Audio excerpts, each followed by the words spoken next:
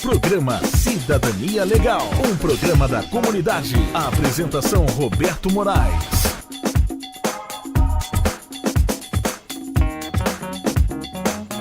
Bom dia São Paulo, bom dia Brasil, programa Cidadania Legal entrando no ar com você, não é?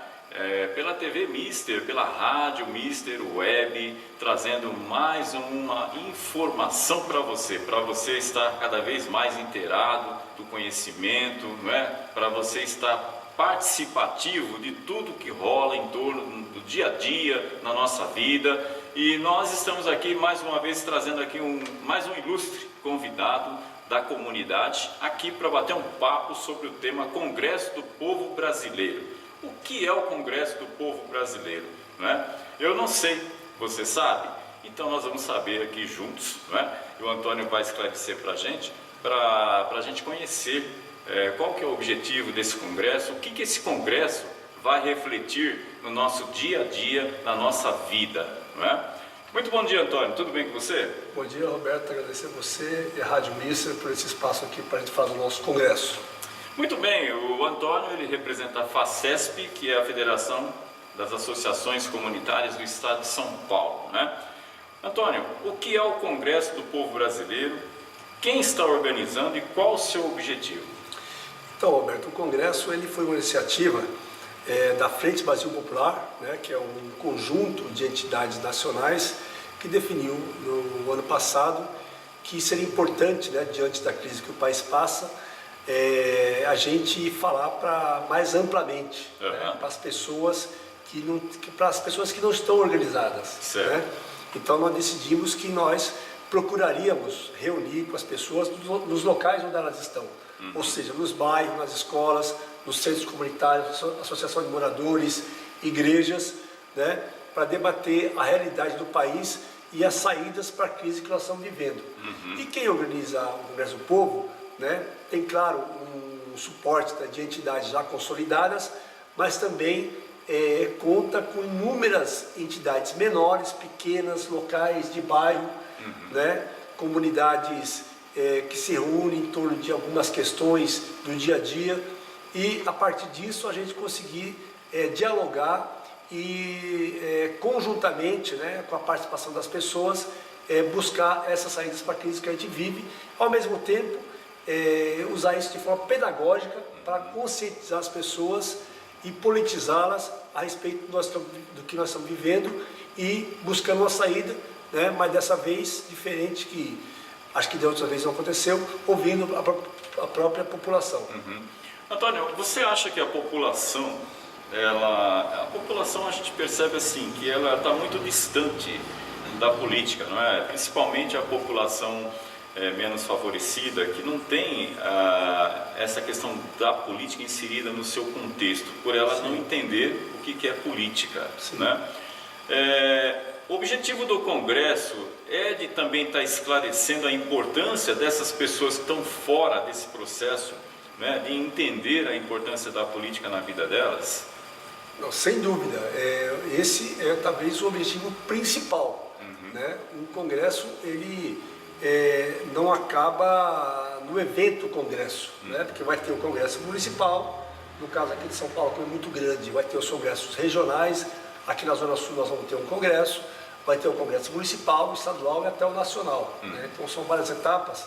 E para nós, o mais importante não é o Congresso em si, o dia que reúne as pessoas que vão participar do Congresso, porque esse Congresso é precedido de várias reuniões locais, nos bairros, conversando com as pessoas, né? O tete a tete, ou seja, pisar no barro, retornar à base, que a gente chama o trabalho de base, né? Trabalho mais pedagógico, tal, de formação política das pessoas.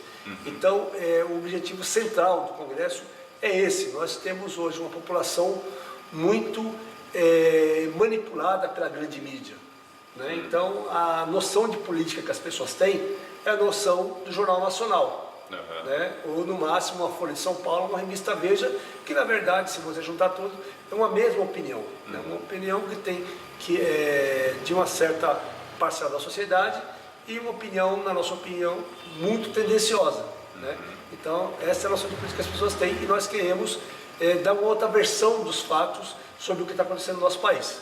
Agora, Antônio, a gente percebe que os partidos, né, todos os partidos, mas principalmente aqueles que lutam mais pelas questões sociais do povo menos favorecido, que é aquele que depende do serviço público, né?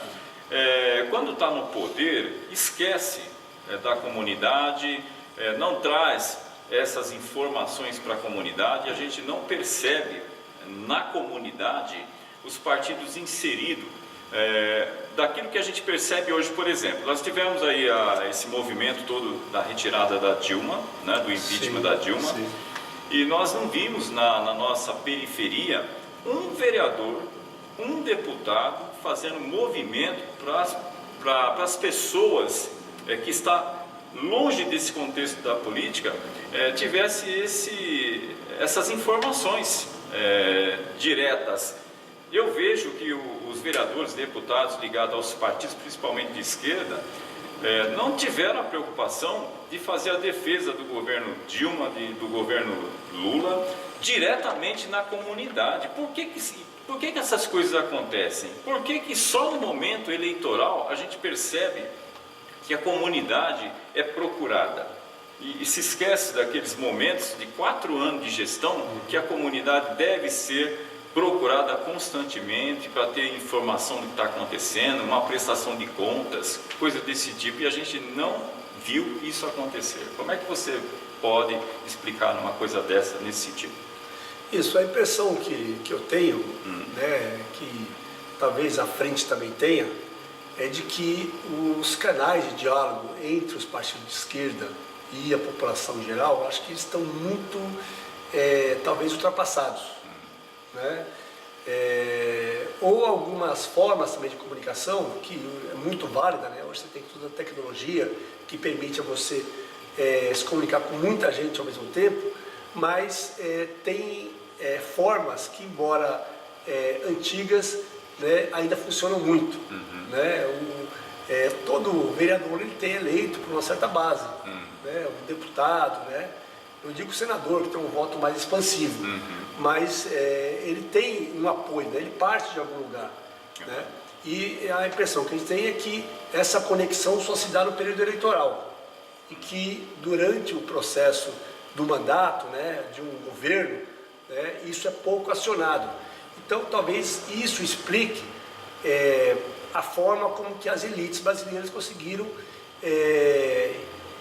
paralisar uma experiência, né, que nós iniciamos em 2002 com o presidente Lula e depois deu continuidade com a presidenta Dilma, né, quase num estalo de dedo, né. Esse processo do golpe ele foi rápido, ele pegou as pessoas em surpresa, né, e não houve reação, né. A gente vê países como a Venezuela, que embora esteja numa crise, né, e até ali é bom entender que a crise também tem seus elementos externos, mas o povo acredita naquele projeto e defende aquele projeto, né? Aqui eu acho que essa conexão ela não aconteceu a contento, né? Esses parlamentares desses partidos de esquerda, né, têm lá as suas bandeiras que são justas, corretas, mas eles precisam também dialogar com o povo, precisa explicar quais são essas bandeiras, né, e por que isso interessa ao povo e por que o povo deve defendê-las. Talvez essa falta de conexão, esse trabalho que havia no passado, né, que eu sou 25 anos de militância, mas eu sou no começo da militância, eu lembro que os parlamentares todo dia estavam no bairro, discutindo os mais variados temas, desde o esgoto à universidade. As necessidades da população, Isso, né, então, estava mais presente. Exatamente, né? então tinha uma proximidade, tinha uma certa fidelidade até, né, do eleitor com o seu eleito, né, e o seu conjunto de ideias. Então eu acho que hoje o próprio processo de campanha eleitoral ele se profissionalizou muito, né, a ponto talvez você tem cabos eleitorais que não precisa nem ir lá. Os cabos eleitorais fazem seu trabalho, falam por você. E isso é ruim. Isso é ruim, né? Porque a gente percebe assim, o vereador, vamos falar do vereador que é o que está mais próximo, mas é o deputado, é o senador, enfim, que é né? municipal, isso. que ele deveria ser o principal interessado nisso, de querer saber, por exemplo, aquela liderança que eu fui visitar no bairro tal, né? Como é que está ele? Ele não fica dependendo só de assessoria. Sim, Não que a gente acha que assessoria deixa a desejar, nada disso, mas o vereador, ele tem como acompanhar, e as pessoas da qual ele procurou na época do voto, quando essas pessoas são, quando ele busca essas pessoas, as pessoas vêm de um outro jeito, é um outro olhar, né? Agora, quando são a assessoria que vai ver, nem sempre a assessoria que está com ele tem o mesmo olhar dele. Não tem. Né? Isso peca terrivelmente, por quê? Aí depois, no momento eleitoral, que você vai lá buscar o voto, as pessoas, mas você ficou 4 anos lá, esqueceu da gente, você não vimos produtividade nenhuma, para nós aqui o bairro a gente não está vendo o que você está fazendo, né? Quer dizer, teria que fazer uma mudança nesta forma de se fazer a política, não é verdade? Para as pessoas estar mais próximas, para as pessoas... Então eu vejo que a possibilidade que o Congresso, pelo que eu observei aqui, ela traz um pouco dessa quebra desse formato, né? Mas aí fica aquela coisa, será que o Congresso vai se estabelecer, mas depois de acabar o Congresso, como é que vai ser a continuidade do contato com essa população depois, né? Vão esquecer ou vai ter uma continuidade? E como você falou, Antônio, no passado a gente via as igrejas, via as associações civis organizadas, a gente via as necessidades do bairro, um vereador acompanhando. Hoje a gente já não vê mais nada disso, quer dizer, hoje mudou totalmente, né?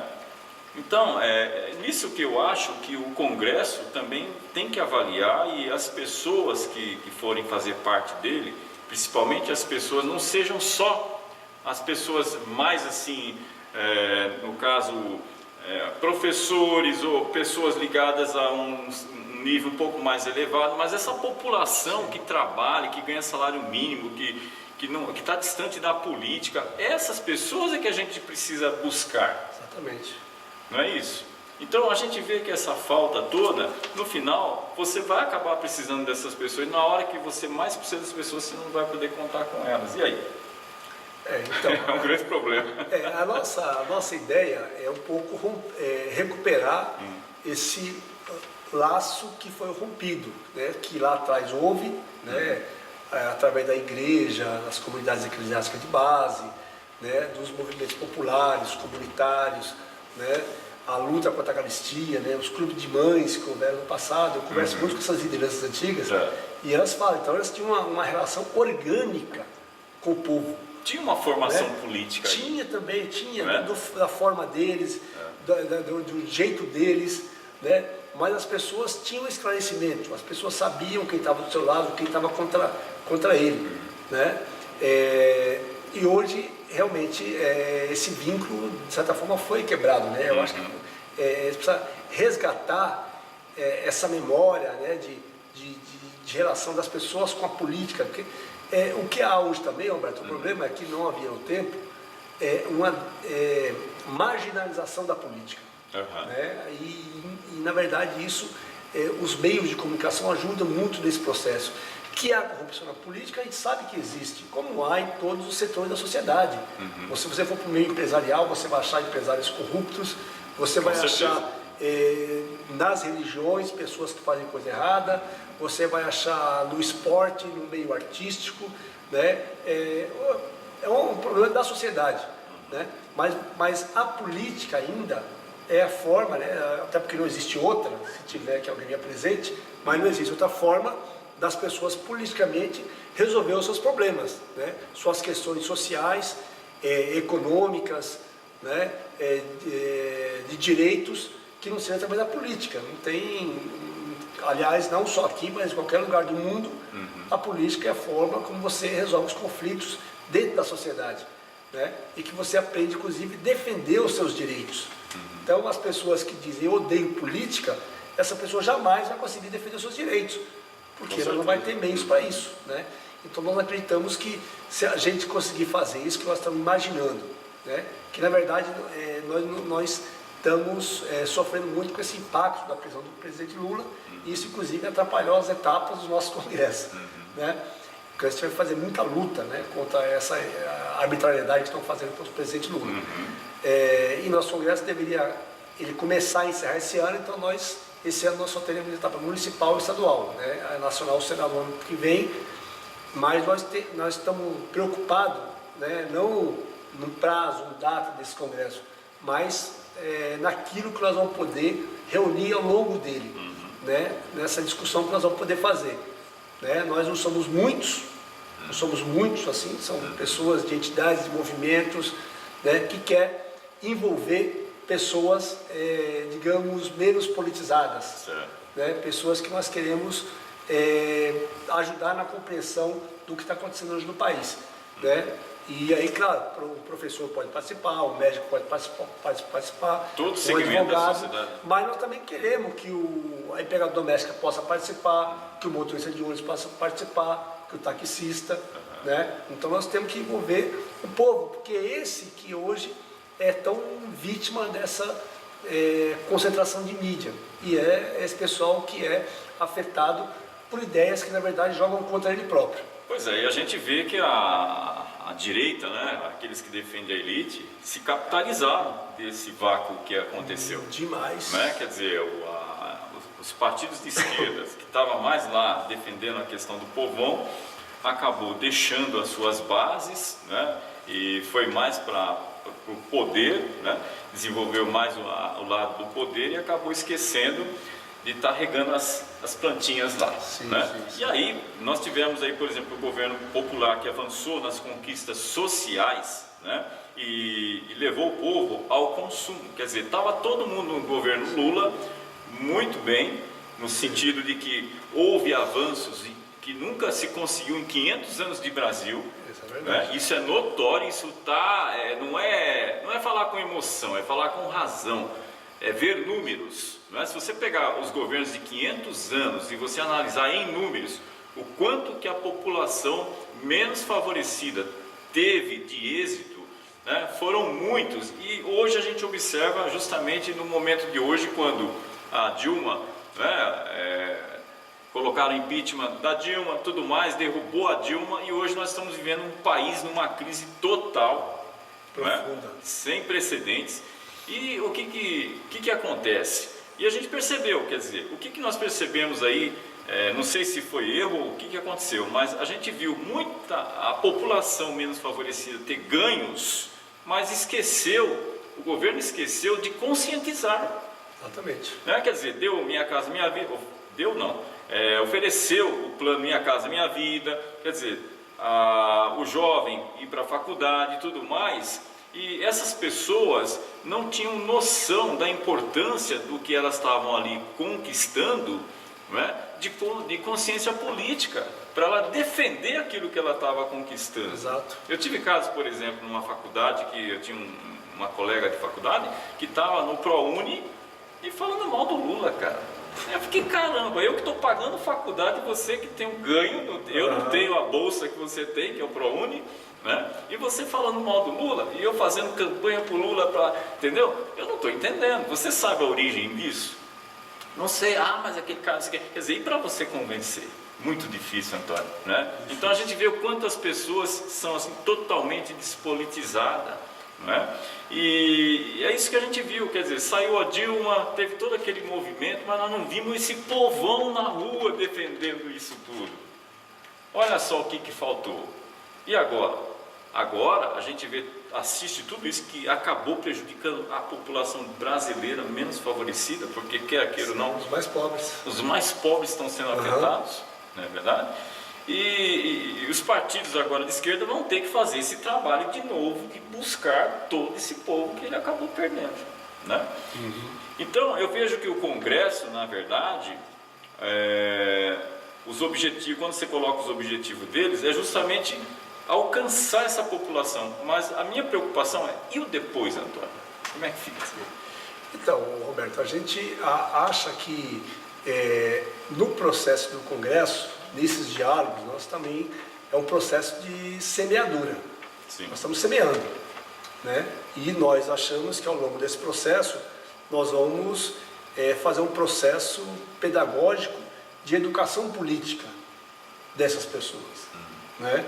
E que elas poderão, né, ser multiplicadores, né? Ou seja, a partir dali criar núcleos, criar grupos, né, criar coletivos que possam, né, dar continuidade a isso, né? Por isso que nós dizemos o seguinte, que o Congresso, ele não é um evento em si, ele é um processo, é o que ele vai construir ao longo desses meses até a sua etapa nacional. Certo. Né? Porque nós achamos também que, de fato, né, é inegável, é reconhecido internacionalmente pela ONU, que os programas que foram feitos pelo governo Lula e Dilma, né, melhoraram muito o IDH da população brasileira, né, o índice de desenvolvimento humano da população brasileira, né, tirou milhões, cerca de 40 milhões da linha de extrema pobreza, né, e alçou uma alta parte de brasileiros a classe média. Então, é isso que você falou, que tiveram acesso ao consumo, né, muitas coisas que as pessoas passaram a ter acesso, elas jamais tinha acontecido, quer dizer, as pessoas poder viajar de avião, né, poder comprar televisão de última geração, celulares, computadores, carro, né, ter perspectiva de ter uma casa própria, né? Então você apresentou um mundo que os mais pobres não conheciam, né? Então foi o acesso ao consumo. Agora, não era só isso, por exemplo, o acesso à educação, como você falou, do ProUni, né? O governo Lula talvez tenha construído mais universidades públicas nos seus 8 anos que o Brasil construiu em 500 anos. Sim, isso está, né? provado. Então, né? é um dado da realidade. Né? Então são conquistas históricas que numa sociedade mais desenvolvida, né, se a população fosse um pouco mais politizada, né, ia defender isso com unhas e dentes. Né? Mas não passou da população que isso é uma conquista do povo. Né? Foi feito para o povo, mas a impressão que nós temos é que não foi feito junto com o povo. Junto com o povo. Né? E aí o povo acha, não, isso foi uma coisa que o governo deu. Né? Como se isso não fosse um projeto. Ou uma obrigação. Né? De um governo que pensa diferente da elite que governou o país durante 500 anos. Né? E que isso permitiu que a população alçasse degraus, né, na sua emancipação, né, na sua melhoria da condição de vida. Né? Ou seja, nesses anos você melhorou a condição de alimentação das pessoas, reduziu o número de crianças mortas, mortalidade infantil, né? Um programa que aumentou a escolarização, você permitiu que parcelas, sobretudo da juventude negra, adentrassem a universidade com as cotas, que foi questionado pela elite, né? Nós tivemos que garantir isso na Justiça, no Supremo Tribunal Federal. Então, teve ganhos reais e concretos. Agora, nós não conseguimos transformar isso em conquistas da população, para que ela defendesse. Talvez esse tenha sido um grande erro, em que achar que só burocraticamente ou administrativamente as pessoas teriam consciência daquilo que elas obtiveram em termos de melhoria da qualidade de vida. Né? Então eu acho que essa falta de politização do governo tinha que ter mais um entrelaçamento com o povo, né? Por várias vias, né? Por exemplo, o governo não conseguiu construir um meio de comunicação. Nós estamos aqui numa entrevista. Muito fácil. Né? Esse meio que se construiu na Bolívia, na Venezuela, na Argentina, não conseguiu mexer nos monopólios. Né? E a comunicação é um instrumento importantíssimo. Hoje é um instrumento de poder. Com certeza. Né? Então, e se ele tivesse um meio de comunicar com a população, talvez a população teria compreendido o que ela estava perdendo, porque a população acabou sendo bombardeada com uma única versão dos fatos, né? E por isso talvez ela não tenha defendido a presidenta Dilma, nem o legado do presidente Lula. Né? Nós achamos inclusive que na prisão do Lula, nós fomos para lá, reunimos, mobilizamos, colocamos lá algumas milhares de pessoas, mas para uma pessoa que fez tanto como o Lula fez para o Brasil, Era para ter 1 milhão de pessoas lá na rua. Não era nem para ter acontecido o impeachment. Não era, mas era para ter resistência, no caso. E nem para o Lula ter sido preso. Essa é a grande realidade. Né? Então, a gente percebeu aí que a elite, a direita lá percebeu o vácuo que ficou, né? E usando uma grande estrutura de mídia, não é? E aí, para a população, muitos, Lula ainda é o ladrão. Quer dizer, não tem nem a informação correta daquilo que está se dizendo, porque não tem o conhecimento. É muito fácil chegar e falar para o Antônio, você é ladrão, não é? Quer dizer, e aí tá, mas quem está me chamando de ladrão é que tem que provar? Que geral ou é você, no caso, que está sendo chamado de ladrão, é que tem que provar para mim que estou chamando que você não é, não é? E muito menos ainda, Antônio, não me convide para dormir na sua casa. Porque se eu for dormir na sua casa e eu tirar uma foto, vão dizer que a casa é minha. Exatamente. Vão dizer que a casa é minha, entendeu? Pô, o Lula está sendo colocado justamente por conta disso, porque o triplex é dele, porque o sítio lá é dele, mas não tem prova nenhuma. Agora, só porque o cara usava lá o sítio, né, que era dos amigos e tal, quer dizer, estão colocando que aquilo era dele. Virou dono. Então não tem prova. Então o que a gente percebe na verdade? É que as pessoas manipuladas pelos grandes meios de comunicação não têm a verdadeira história do outro lado, porque esses meios de comunicação não dão as versões e não possibilita para que as pessoas se defendam lá. Não é isso? Exatamente. Então, aí é o que o Antônio está colocando, que o que falta justamente é uma mídia de comunicação que deveria, no caso lá, que hoje nós temos até as mídias, a gente tem lá a TV que o governo criou, né? Não sei até onde aquela TV também ela não é manipulada. Que já mudou o seu caráter também. Já mudou, né? Já mudou porque já houve interferência do governo na sua diretoria, né? Que comanda, né? Virou o que deveria ser uma TV pública, virou uma TV do governo. Né? Então hoje, que era uma experiência, na verdade era uma experiência ainda, né? Que acabou nem se efetivando, porque o governo já interviu na ABC, que é a Empresa Brasileira de Comunicação, e essa TV hoje é uma TV que é um microfone do Michel Temer. Então, Antônio, e essa coisa toda que aconteceu, né, hoje a gente percebe que nós temos um governo aí, ilegítimo, né, golpista, completamente. Não é? E que trouxe a situação a crise colocada hoje numa grande proporção. E eu queria que você fizesse aí como está distribuída essa desigualdade no Brasil. Conta um pouco para a gente, né? Em cima do que até eu estou vendo aqui, e aqui tem os pontos, né, da crise hoje, né, da forma como isso está configurado nos dias de hoje. Isso. A gente tem na verdade, uma desigualdade histórica no país, né, que é secular, na verdade, né, que o Norte e o Nordeste parece que nós temos dois Brasis, né?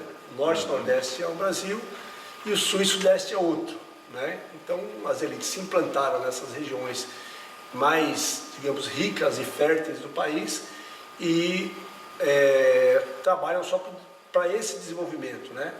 Então, há uma grande concentração de renda, quer dizer, na última pesquisa que foi feita, né, 1% da população detém, né, quase metade da renda do país. Né? Ou seja, o Brasil voltou a ser um grande concentrador de renda. Né? E os bilionários, os donos de bancos, os grandes empresários, os grandes latifundiários, né, mesmo com a crise, quer dizer, nós estamos passando uma crise, só que essa crise se abate sobre o mais pobre, sobre o trabalhador. Nós temos hoje um índice de praticamente 14% de desemprego, né? Esse índice é o tal índice oficial, porque na verdade deve ser muito mais do que isso, e a reforma trabalhista que foi feita, inclusive, transformou aquele emprego formal, né, no emprego precário, né? Então são 14 milhões de desempregados, fora, né, os milhares de pessoas que têm emprego informal sem nenhuma garantia, né, sem nenhum direito. Então isso assim, ajuda a explicar essa desigualdade que nós temos no país, né? Muita concentração de renda e em meio a uma crise, né, os bancos continuam batendo recorde, né, de lucro. né? Ou seja, me parece que na crise eles conseguem explorar mais ainda o povo, ainda mais os trabalhadores, porque na crise eles enriquecem mais enquanto que a maioria da população empobrece.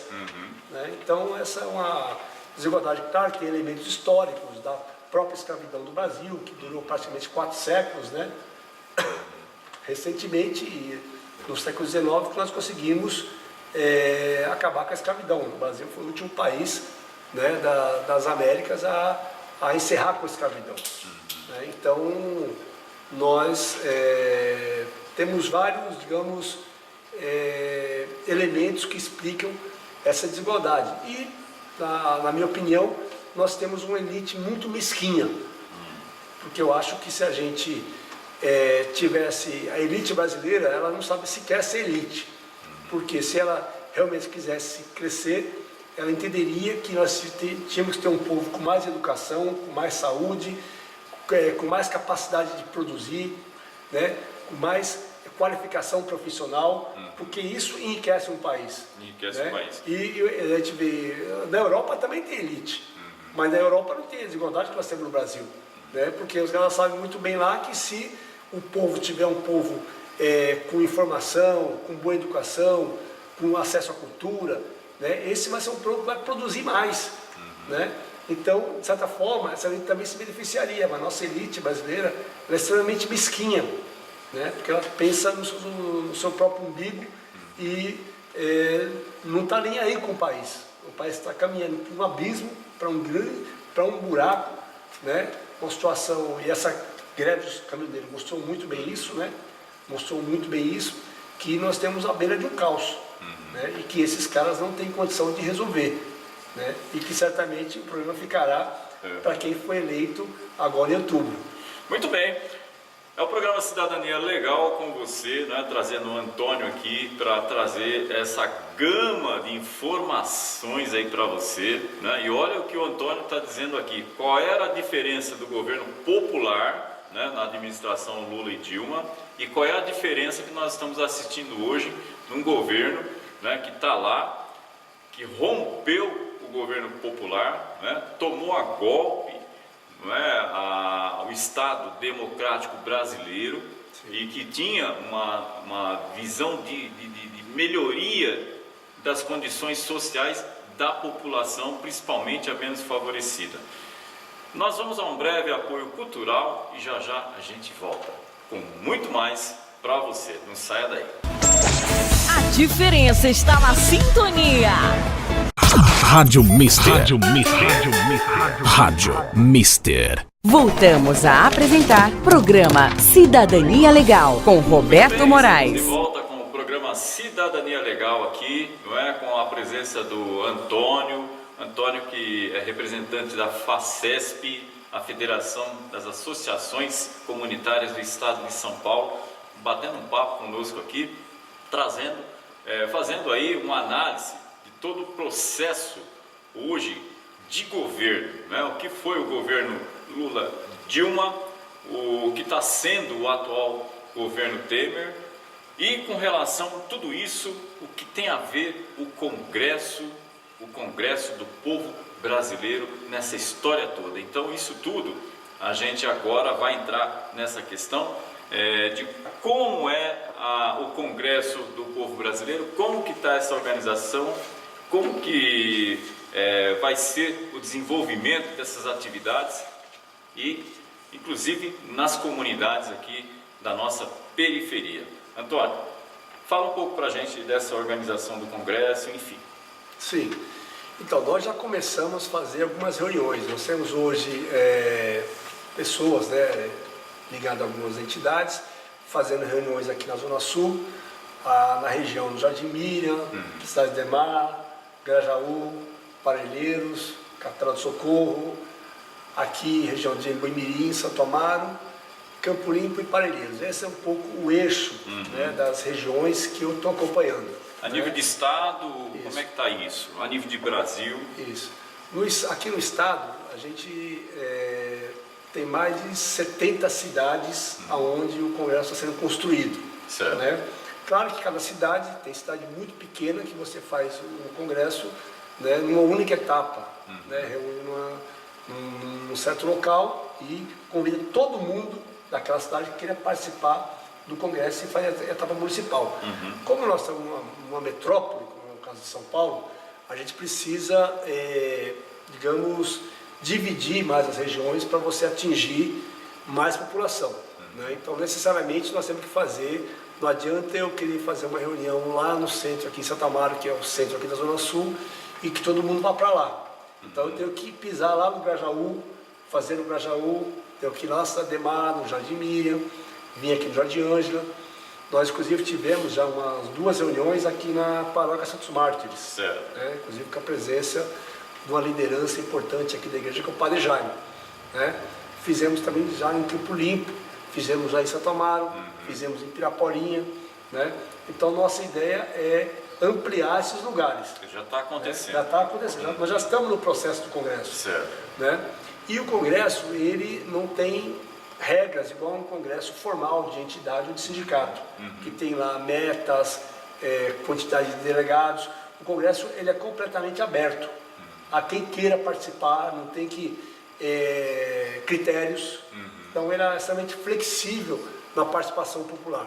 Então, nós estamos rodando a Zona Sul hoje para levar essas ideias do Congresso, né, para a população, discutindo a realidade política que nós estamos vivendo, a crise que nós estamos passando, que é uma crise muito profunda, né, e difícil solução, inclusive, né, independente, nós queremos que seja eleito alguém da esquerda, progressista, que pense nessa área social, que pense na população, nos direitos da população, mas o buraco que enfiaram no Brasil, até para um dos nossos, vai levar tempo, vai dar trabalho. Agora, nós temos que conscientizar a população de que, se a gente seguir nesse rumo, se as forças que deram o golpe no Brasil, e hoje, portanto, são um governo ilegítimo, né, o governo que está hoje no Brasil, ele é legítimo, ele não teve um voto. Esse programa liberal que exclui parcelas da população dos seus direitos à saúde, à educação, ao emprego, à renda, né? Esse não foi um projeto eleito nas urnas em 2014. Né? Esse é um projeto antagônico, né? Contrário àquele que foi aprovado. Né? Então, nós hoje chamamos e a população, pelo índice de aprovação do Temer, que é de 3%, né? 97% que concorda com o governo dele, entende que ele já não tem mais legitimidade para governar. Agora, Antônio, tem muita gente que até fala assim, mas o Temer foi culpa do PT, que estava lá como vice, né? O PT colocou o Temer como vice, e agora aconteceu tudo isso e o país está vivendo toda essa crise em função da culpa do PT, porque ela colocou simplesmente o Temer, o partido colocou o Temer e o Temer fez tudo isso e teve uma origem, né? Quem são os culpados? Os culpados da gente estar vivendo a crise hoje é o PT, né? Porque o PT colocou o Temer. Como é que você vê, que resposta a gente dá para um cidadão que tem esse tipo de visão, que é aquela visão que se implanta para ele? Então, Alberto, eu acho que é uma visão muito simplista da história, né? Simplista, porque se fosse assim, a gente veria golpes nos municípios, nos governos do estado, que às vezes são composições heterogêneas, né?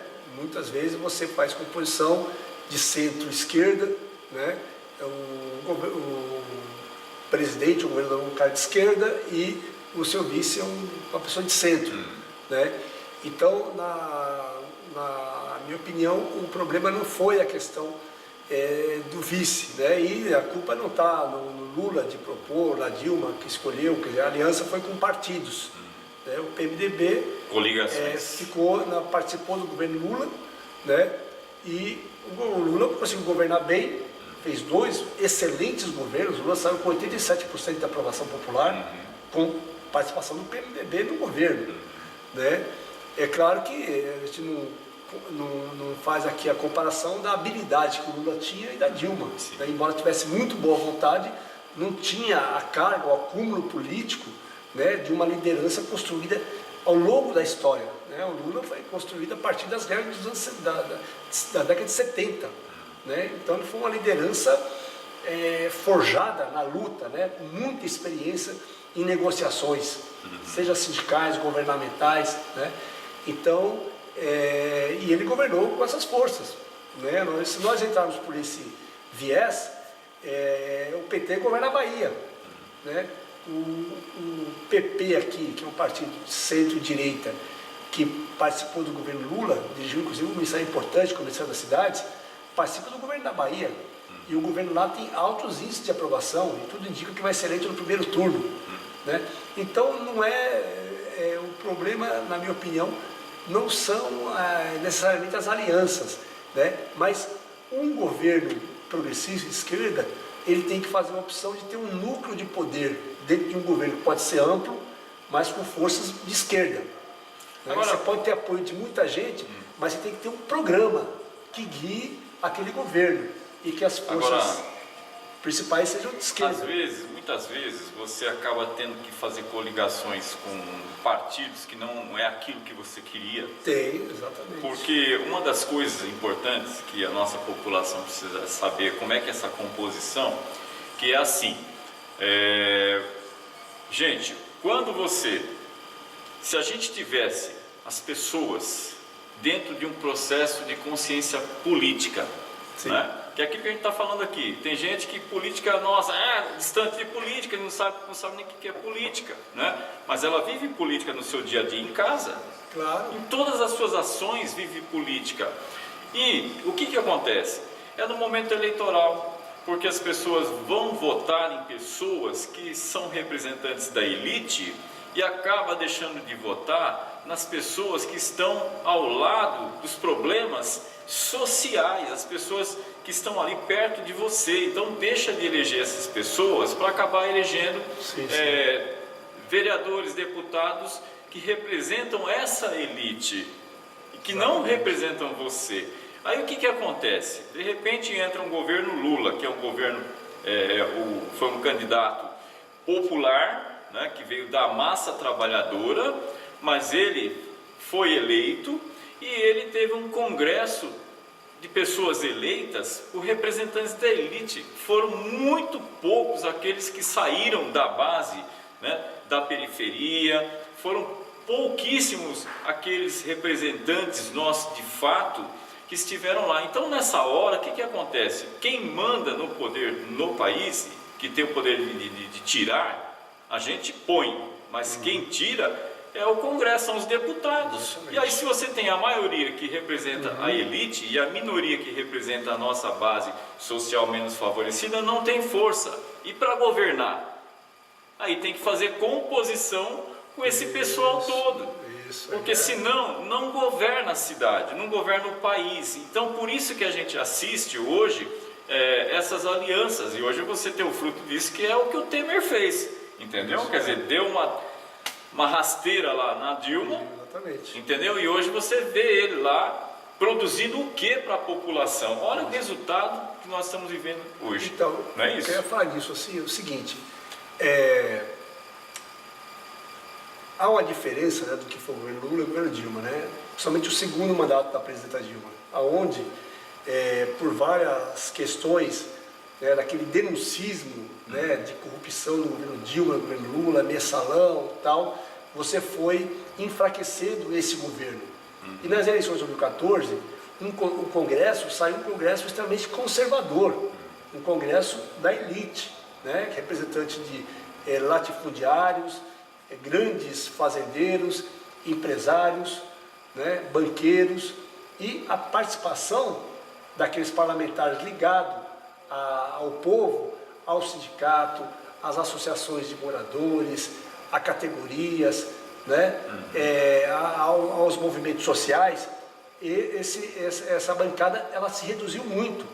Então você criou as condições, na verdade, o que explica o golpe na Dilma foi as próprias eleições de 2014, onde nós saímos extremamente enfraquecidos, né? E aí eles viram as condições de dar o golpe, né? Porque eu garanto, se a gente tivesse um Congresso mais favorável a nós, o Temer jamais ousaria se aliar com esse Congresso, porque ali ele se sentiu forte, se sentiu que teria condições, né, de junto com ele, junto com a Aécio, que foi derrotado, né, reverter a situação e acusar, inclusive, a Dilma de um crime que ela não cometeu. Quer dizer, pedala fiscal não existe nem no Código da Lei, existe o crime de pedala fiscal.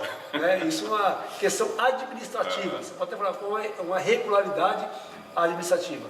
Então, essa condição acabou também afetando, né, ajudando no golpe. Então, a gente, o povo que vai, inclusive, votar agora em 2018, a gente espera que haja eleição, porque o golpe pode, inclusive, impor uma situação de não haver eleição, né? Isso hoje não está fora do radar. Está perigando isso. Está perigando.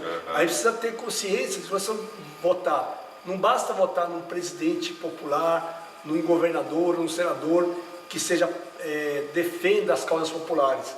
Se eu não votar também em deputados estaduais, federais, que defendem esse mesmo projeto. Que vai porque fortalecer. senão eu vou eleger uma pessoa boa e vou eleger um monte de gente para ser contra aquilo. Até uma contradição, um voto contraditório.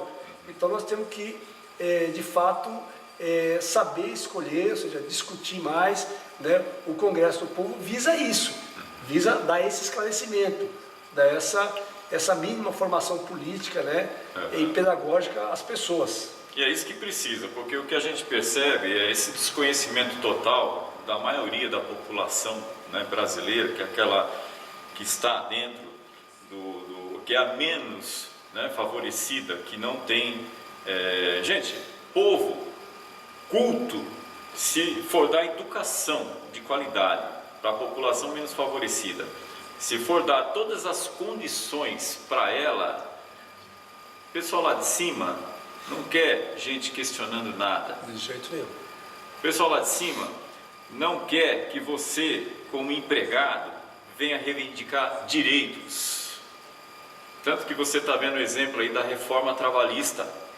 Todas as conquistas sociais que foram alcançadas nesses 12 anos, né, em 500 anos, os avanços que foi feito, que se teve, foram todos derrubados nessa reforma trabalhista, a reforma previdenciária que vem aí.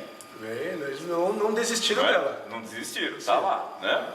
Então, todo esse desmantelo, né? Esse volume de desemprego que está acontecendo, que aliás falaram que quando iam tomar o poder, que ia voltar com os empregos, não sei o quê, e hoje nós estamos tendo muito mais desemprego e a crise está aí, né, de todas as formas, além do desmonte dos direitos das pessoas. Então, isso tudo, Antônio, quando a gente fala do Congresso, eu sempre coloco assim, por que não se pensa em fazer momentos de formação cidadã nas comunidades menos favorecidas, para levar mais conhecimento a essa população tão marginalizada? Um exemplo, formar núcleos de base nos bairros, mais próximo das lideranças políticas, sociais, né? E que agora a gente está numa situação que assim, é correr atrás do prejuízo. Isso. Porque, como você tinha falado anteriormente, que no passado, assim, no surgimento do PT, no surgimento dos partidos de esquerdas, se trabalhou muito isso naquela época. Era menos dinheiro e as pessoas se envolviam muito mais por amor à camisa, mais convicções, por mais convicção. Estava as igrejas envolvidas, estavam os sindicatos envolvidos, estava a comunidade, não é, envolvida, tudo naquele processo. E hoje se tem um pouquinho das pessoas ainda que tentam reverter esse estado de coisa, ainda são pessoas que saíram daquela formação política do passado. E não se teve renovação mais disso, né? Não se renovou mais a juventude para que ela pudesse continuar esses trabalhos. Então eu vejo que a questão do Congresso, se realmente não ficar só na questão dessa organização, mas que tenha uma questão de canalizar, para que tenha lá um núcleo de base na comunidade, que ela não seja esquecida, eu acho que o Congresso vem muito a transformar, né, esse cidadão que não tem conhecimento, não tem informação, fazer o ter. Sim. Então, ao fim e ao cabo, esse seria a meta a ser alcançada pelo Congresso, né? Que deixasse um saldo, né, de um misto de formação política, de conscientização, né, de pessoas que passassem a se organizar, né, nos seus locais de moradia, ou de trabalho, de estudo, e que pudesse dar continuidade a isso, né? A nossa ideia final seria essa, de que a gente pudesse fazer um processo que não terminasse em si próprio, né? Que ele tivesse continuidade, que a gente pudesse fazer um movimento maior do que não é só para discutir uma questão conjuntural, né? Nós não podemos, no futuro, sofrer um tombo que sofremos agora. Não podemos passar por uma situação onde é dado um golpe e onde a reação da população é mínima possível, onde, na verdade, os inimigos do povo conseguiram mobilizar, através da mídia, através da Rede Globo, milhares de pessoas. Nós também nos mobilizamos, é claro, mas uma máquina como a TV Globo, né, que chegou a parar, mudar o horário de jogo, chegou a interferir no horário de novelas, de programas, para estimular que as pessoas fossem, né, para atos para derrubar a presidenta Dilma, né? E muitas pessoas ingenuamente também foram nessa onda. Ingenuamente, hoje tem muita gente arrependida, né? Tem muita gente que se diz que foi usada nesse processo e que o resultado desse processo foi a perda de muitos direitos, inclusive gente da classe média, porque nessas manifestações tivemos muita gente da classe média, né, participando, profissionais liberais, tal, e que quando vem a reforma da Previdência e a reforma trabalhista, eles também perderam, porque esses aí são médicos, são professores, né, também foram prejudicados, né, e hoje reconhece isso, de forma envergonhada, mas reconhece. Então nós temos que continuar fazendo um trabalho permanente, que não é só para hoje, não é só por conta do presidente Lula, também é para isso, mas é que é para o futuro, é para que a gente se vacine contra, porque golpe não é a primeira vez que acontece no Brasil. Getúlio sofreu golpe, Juscelino, Jango, Jânio Quadros, né? Tancredo nem assumiu, até uma história nebulosa. Então o Brasil tem um histórico de golpes. Então esse pode não ser, inclusive, o último golpe que nós sofremos, né? Que inclusive ele tem continuidade na situação, né? O golpe ele não acabou com a derrubada da presidenta Dilma, né? Ele tinha como fim impedir que o Lula fosse candidato novamente a presidente, porque ele hoje lidera as pesquisas, teria condição de ganhar talvez no primeiro turno as eleições. Por que lidera as pesquisas? Né? É curioso isso. Né? É curioso. Porque eu acho que bate um pouco no que você falou. Quer dizer, as pessoas agora estão caindo a ficha, estão entendendo melhor o que está vivendo. Porque entende no Lula uma pessoa com capacidade de recuperar o país, botar o país nos eixos, né? Que vai precisar inclusive revogar, não sei se através de lei, de decreto, pelo parlamento ou por plebiscito, essas coisas que foram feitas. Por exemplo, a lei que a PEC, a Emenda Constitucional 95, congela por 20 anos o investimento de saúde, educação e outras áreas sociais. São 20 anos, então nós vamos ver a situação da saúde, da educação piorando nos próximos 20 anos, porque vai nascer mais gente. E não vai ter verba, e não tem investimento, o país está congelado, é proibido por lei se aumentar investimento. Então tem muita coisa que vai ter que ser revogada pelo futuro presidente, que a gente espera que seja alguém da esquerda, que a gente espera que possa o Lula ser liberto, se candidatar, ou alguém do campo da esquerda. Hoje nós temos várias candidaturas, mas nós não podemos permitir de forma alguma que continue essa direita que defende só os interesses da elite e dos ricos, dilapidando o Estado brasileiro. Eles estão tentando privatizar a Petrobras, a Eletrobras, pré-sal, isso, né? E é importante entender que a crise que nós tivemos dos caminhoneiros foi por causa dessa lógica. O nosso petróleo hoje, que é produzido no Brasil, nós somos autossuficientes em petróleo, mas nosso petróleo hoje ele é todo vendido para fora. Nós podíamos aqui refinar o petróleo e produzir gasolina aqui. Hoje nós importamos gasolina e nossa gasolina hoje está submetida ao preço internacional do petróleo e ao dólar. É por isso que a gasolina todo dia aumenta, é por isso que o gás de cozinha aumenta e é por isso que o diesel aumenta.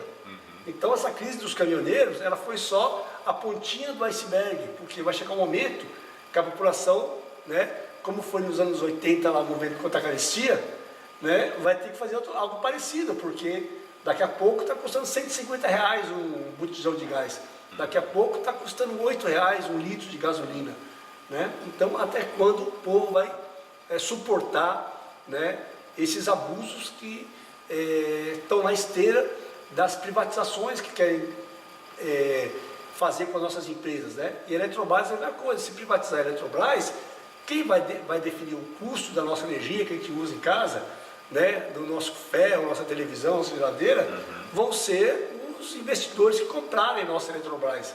Do mesmo jeito que já acontece hoje com a gasolina. E a Petrobras nem está completamente privatizada.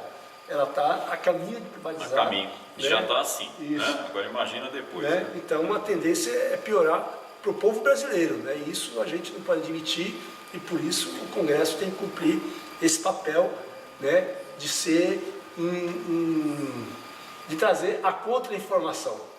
Né? Então aí a responsabilidade do Congresso é realmente muito grande, porque eu vejo que o que precisa hoje trazer para a população que trabalha, a população que ganha salário mínimo, né? A população que tem uma condição lá social mais ou menos, né? Aquela população que chegou na pirâmide lá, que está lá se sentindo elite, acha que é rica, não é verdade? E não é. Não é verdade? É isso que precisa se dar conta disso. Você está defendendo quem?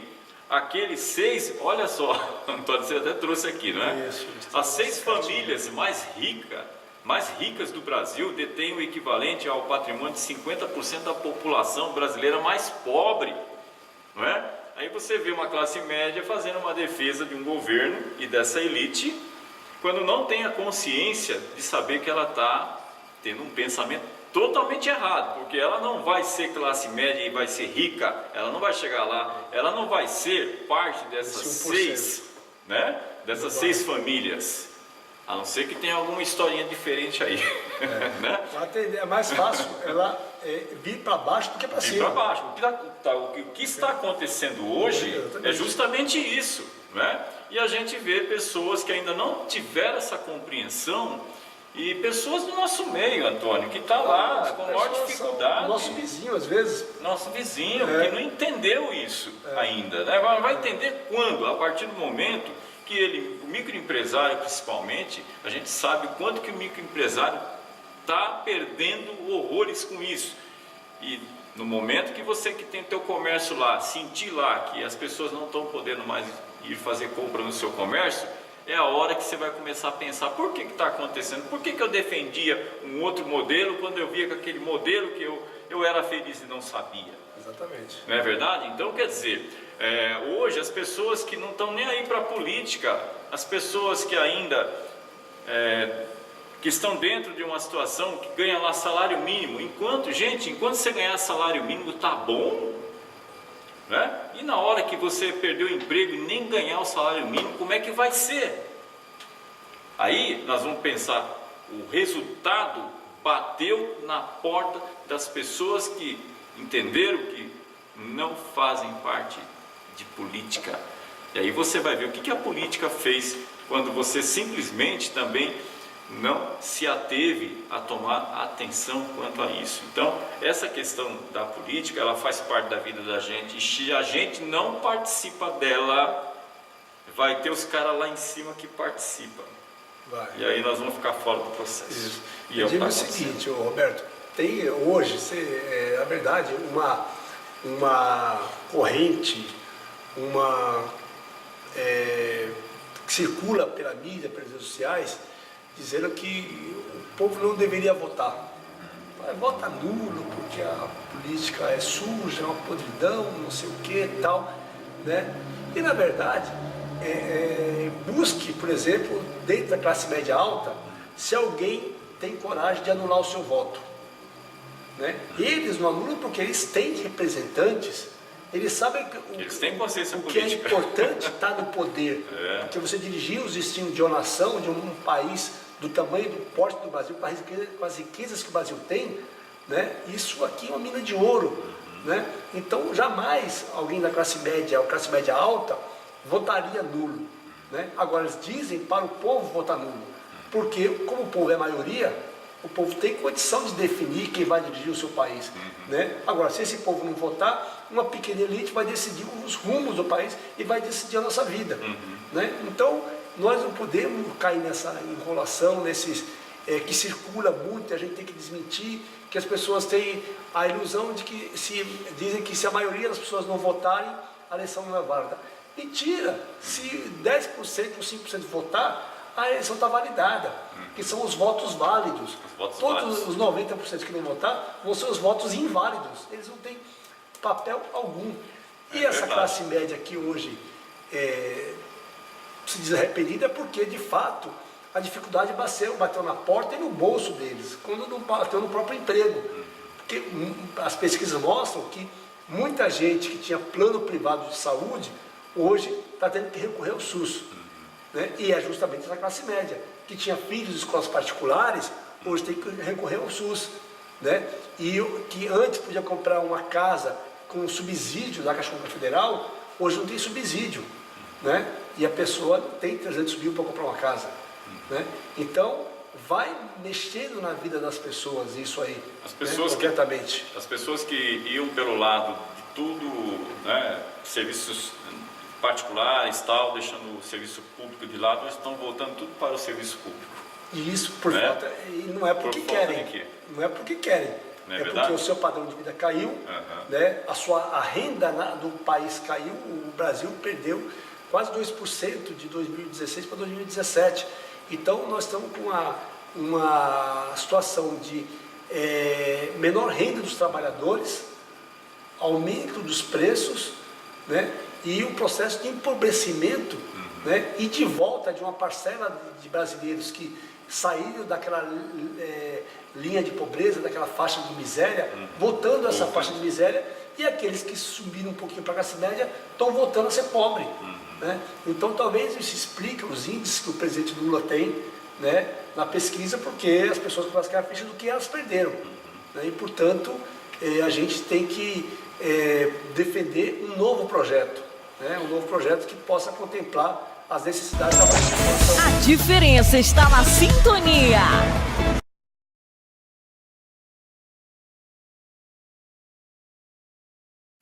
Rádio Mister. Rádio Mister. Rádio Mister. Voltamos a apresentar programa Cidadania Legal com Roberto Moraes. O que sobra para a gente? Sobra a gente buscar conhecimentos, sobra para a gente estar inserido, né, em buscar a informação verdadeira, e você tem locais e pessoas boas para te ajudar nisso, né? Agora, não dá para a gente ficar fora desse processo, a gente precisa entender isso, e é uma coisa que eu espero que o Congresso venha a atender essa demanda de pessoas carentes de informação, que são, por não querer, mas acabam sendo manipuladas pela mídia elitista que está aí, não é? Então, hoje a questão de votar não é porque você simplesmente, eu vou lá votar, tá, mas chegar lá eu vou anular meu voto. Eu não vou votar, vou para a praia que eu ganho mais, porque isso aí tudo é um bando, não sei o que, tá. Gente, primeiro, na cédula está lá, né? Votos nulos, o voto, está lá o voto em branco. Você acha que isso tudo não tem interferência na sua posição? Se eu anular meu voto, se eu votar em branco, não tem interferência? Eu não votei em ninguém, então eu estou fora do processo. Não, porque você vai estar sendo governado pelo cara que você não votou, e esse cara vai ferrar você, né? No dia a dia, como nós estamos assistindo hoje. Então, é totalmente enganoso isso, não é? Quando você vai votar, procura saber quem é o candidato, de onde ele é, se ele tem trabalho na comunidade de onde ele vem, né? Não vai apostando em qualquer coisa que aparece, não, por conta de uma cesta básica, por conta de um jogo de camisa, por conta de um churrasco, porque aí nós ficamos nesse estado de coisa que está aí. Depois Se tem lá um cara que vai sair do nosso meio para governar, não vai ter o Congresso, não vai ter a Câmara de Vereadores, com um número suficiente de pessoas que vão defender as nossas causas, né, para poder, aquele que é o prefeito, que a gente elegeu tal, que ele possa governar. Ele não vai conseguir governar se ele tiver uma Câmara de Vereadores lá, que a gente não votou nos caras que deveria estar para ajudá-lo a governar. Não, aí vai ter que fazer alianças, né, para poder governar. E essas alianças são problemas. São problemas, não é verdade? Então aí a gente vê o resultado. Depois a gente fica aqui culpando. Mas tá vendo? O Temer não era lá da Dilma, não foi o PT que escolheram, não sei o quê. Fica esses argumentos, entendeu? Mas a gente até nem vai aqui tanto culpar a população pelo desconhecimento. A gente vai também aqui trazer uma parcela dessa culpa também para os partidos que defendem as nossas causas, mas também que não fizeram nada, Antônio, para mudar o estado de letargia de conhecimento da nossa população menos favorecida, né? Então tem uma parcela de culpa também. Então enquanto a gente não melhorar isso, não avançar em trazer esse conhecimento para a nossa comunidade menos favorecida, nós vamos ficar patinando e enxugando gelo o tempo todo. E quem perde com isso? Perde os partidos, né, que tem proposta para o social, perde a comunidade, perde todo mundo. Perde o país, né? Perde o país. Então eu espero que o Congresso, Antônio, realmente faça essa revisão, né, dessas questões todas e que comece a atuar, porque senão nós vamos ter sempre aí de novo a elite no poder, no comando, e a gente vai ficar aqui realmente sendo lá a classe trabalhadora sem direitos. Explorada, eu acho explorada, né? Eu acredito, nós temos dito, sobre tanto do PCdoB, né? Lá tem dito que o Brasil vai ter que proclamar uma nova independência, né? Ou seja, a República, da forma como nós conhecíamos, ela esgotou.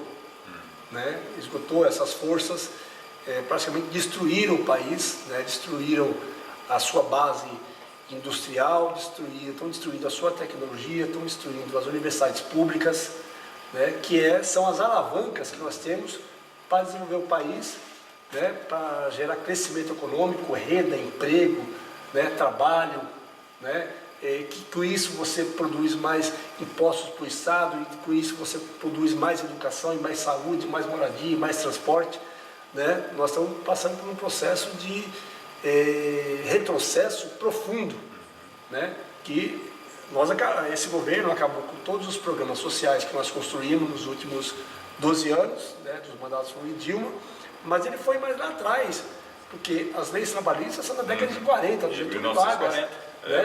O direito à saúde e educação é da Constituição de 88, a Constituição Cidadã de 88. Então eles não se satisfizeram em apenas destruir o legado do presidente Lula. Eles foram destruir conquistas da Constituinte de 88 e conquistas da década de 40. Então o estrago é muito grande. Com certeza. O estrago, na verdade, não é uma questão, muda o governo e resolveu. Não, tem que fazer aqui quase uma refundação do Estado brasileiro, para que o povo volte a ter direito. Nós estamos aqui caminhando por um período de pós-escravidão, né? Porque da forma que vai, o trabalhador vai ter que trabalhar pelo dia, ou trabalhar como alguns defendem, como um deputado do PSDB federal defendeu, esqueci que o nome dele, mas ele achava que era justo para um patrão que desse casa e comida, considerar aquilo salário. Né? Isso nos remonta a senzala. E tem gente que defende até que a quebra do 13º, não tem que dar 13º, não tem. Olha, realmente a coisa é brava, gente. A coisa é brava, vocês não têm nem ideia. Né? E o pior de tudo, Roberto, é assim, as aventuras que nós podemos passar nas próximas eleições. Né? Hoje, se a gente tira do páreo o presidente Lula, quem lidera as pesquisas é esse sujeito, né, chamado Bolsonaro. Ele lidera as pesquisas. Né? E nós conhecemos muito bem o período do Brasil do qual ele participou, que foi o golpe de 64 e durou até 85.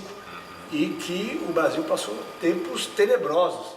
Ditadura né? militar, Ditadura, isso. de perseguição, de assassinatos, de censura, né? E nós não podemos cair nessa ladainha de que o problema que o país vive é um problema de ordem e resolve pela força, né? O Rio de Janeiro tem mostrado isso, que apesar de tropas militares, exército, aeronáutica, marinha, não sei o quê, né? A violência ela só aumenta. Então, a gente precisa de intervenção social, não de intervenção militar. Com certeza. Né? E precisamos de ampliar a democracia, os espaços, né? Para que as pessoas, os movimentos possam se manifestar. O governo Lula e Dilma avançaram nesse sentido quando criaram as conferências, quando criaram os conselhos temáticos de saúde, das cidades, de educação, né? Por onde são meios que você vai aperfeiçoando a democracia. E nós estamos hoje num vazio de democracia. Hoje as pessoas são intimidadas, né, por fazer uso da sua liberdade de expressão. Então nós estamos passando por um período muito complicado que nós temos que superar isso. Muito bem, então tá aí, né? Já estamos aqui terminando, né? Até avançamos um pouco aqui do nosso horário, mas a importância desses esclarecimentos, né, que o Antônio trouxe para a gente, eu acho que vai ter outros momentos, Antônio. Se a gente pode falar sobre como que está lá os debates no Congresso e tudo mais, como que essas coisas estão acontecendo, e trazer aqui... Dar uma devolutiva. Isso.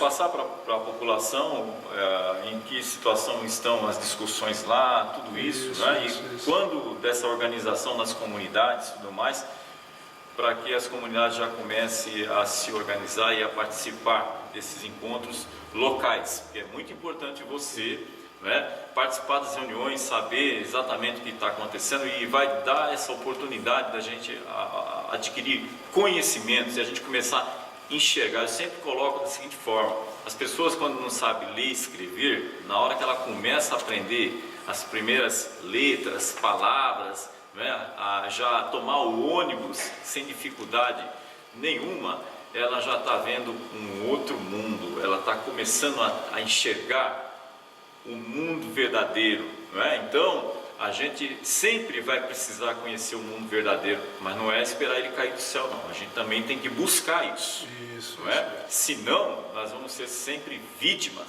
de todas essas mazelas que estão impondo sobre a gente, né? Do que está acontecendo e tudo mais, e a gente vai ser usado, né, por tudo essas mídias que representam essa elite e tudo mais, e a gente vai ser sempre ali cobaia do processo. E a gente não quer ser cobaia do processo, a gente quer um país que tem um governo para todos, para a elite, para a classe pobre.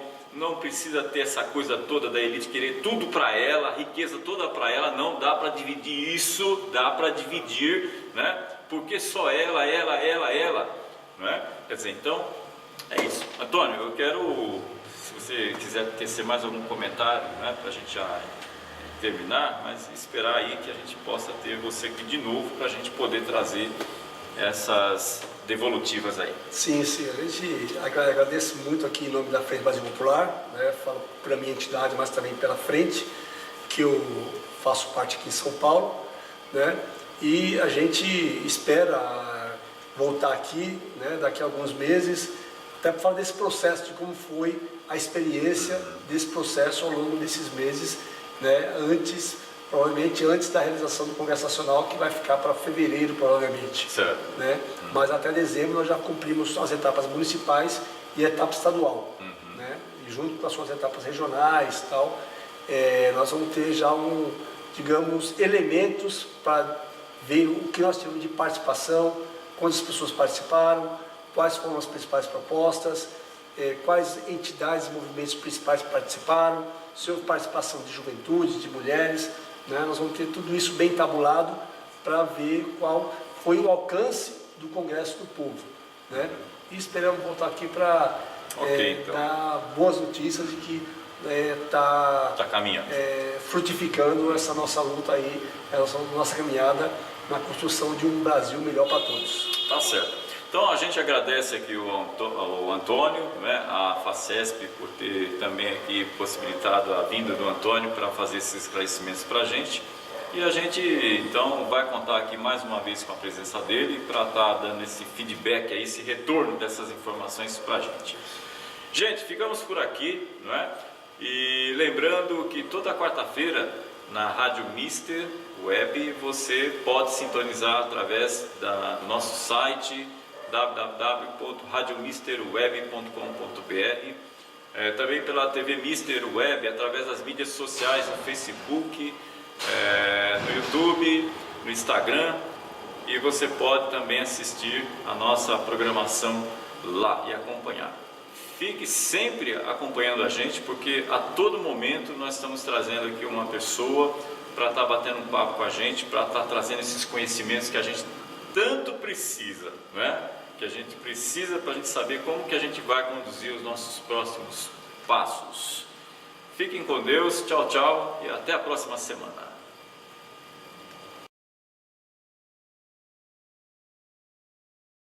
Rádio Mister. Rádio Mister. Rádio Mister. A diferença está na sintonia.